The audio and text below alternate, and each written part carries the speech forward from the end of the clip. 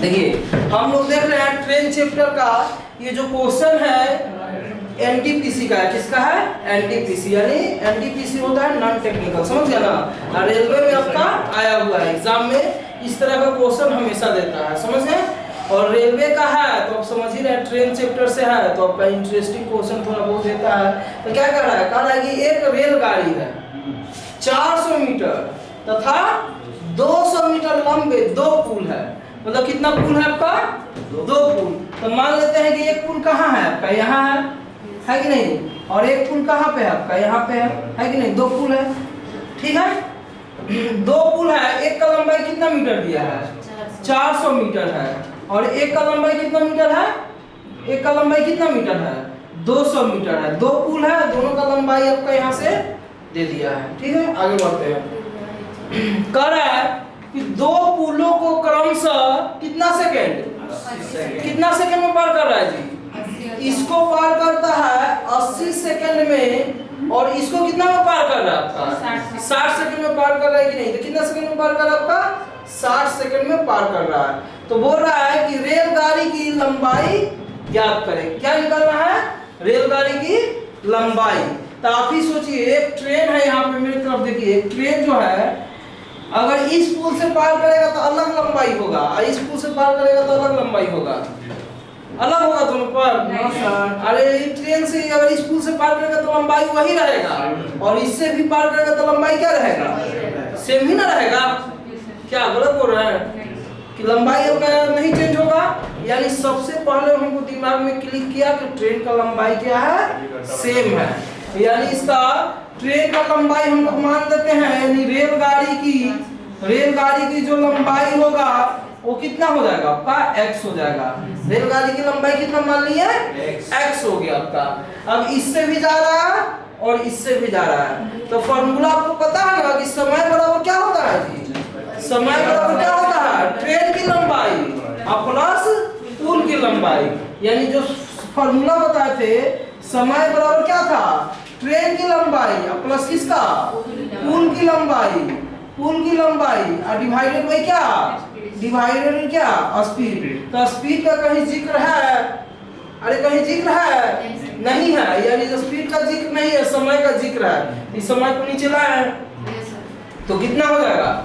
Speed बराबर कितना हो जाएगा जी? तो ट्रेन की लंबाई प्लस क्या हो जाएगा आपका? किसका लंबाई? पुल की लंबाई और डिवाइडेड बाय कितना? डिवाइडेड बाय समय। क्या हो जाएगा आपका? समय। सही है, दोनों अलग अलग समय है, ठीक है। तो आपको ये तो कंफर्म पता हो गया कि ट्रेन की लंबाई कितना हो गया?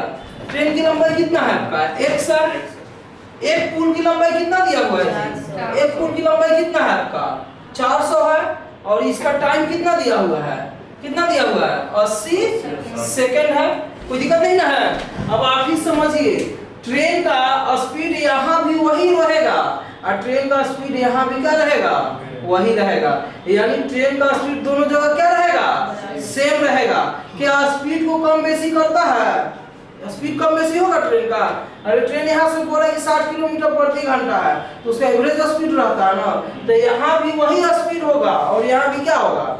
वही स्पीड रहेगा, समझ गए। अब ये नहीं सोच के चलिए कि पुल खराब है, तो ये चलेगा स्पीड और यहाँ पे हो जाएगा स्लो। मैथ में वो सब नहीं चलता है। मैथ में क्या बोले? नॉर्मली है कि जो जितना स्पीड से इस पुल को पार करता है उसने ही स्पीड से क्या करेगा? इस पुल को पार करेगा। यानी 400 मीटर में 80 सेकंड लगता है, 200 मीटर में 40 सेकंड लगना चाहिए। तो 200 मीटर में क्या लग रहा है? 60 सेकंड लग रहा है आपका। तो देखिए 400 मीटर में कितना लग रहा है आपका? 80 सेकंड लग रहा है। बात समझिए।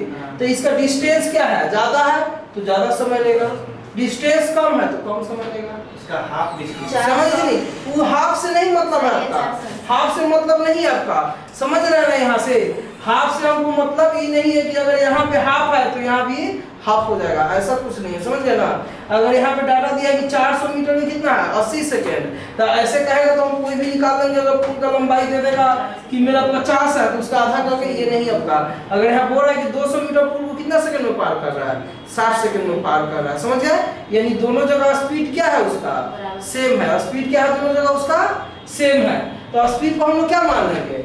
सेम मान लेंगे। तो स्पीड अगर सेम मानेंगे, यहाँ देखिए स्पीड को हम क्या मान रहे हैं, सेम मान रहे हैं।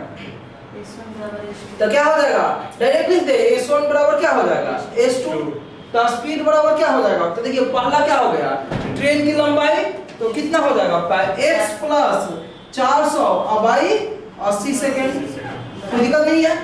अरे ये पहला वाला लिए पुल, फिर अगला पुल ले रहे हैं तो कितना मीटर है आपका 200 मीटर, तो कितना हो जाएगा आपका x प्लस 200 मीटर अब आई कितना हो गया 60 सेकेंड।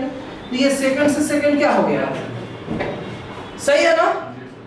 अभी 0 से 0 निकाल दे क्या, 2 से कितना बार में जाएगा, 2 से कितना बार में जाएगा, और 2 से कितना बार में जाएगा, 2 से 3 बार में, सही है ना।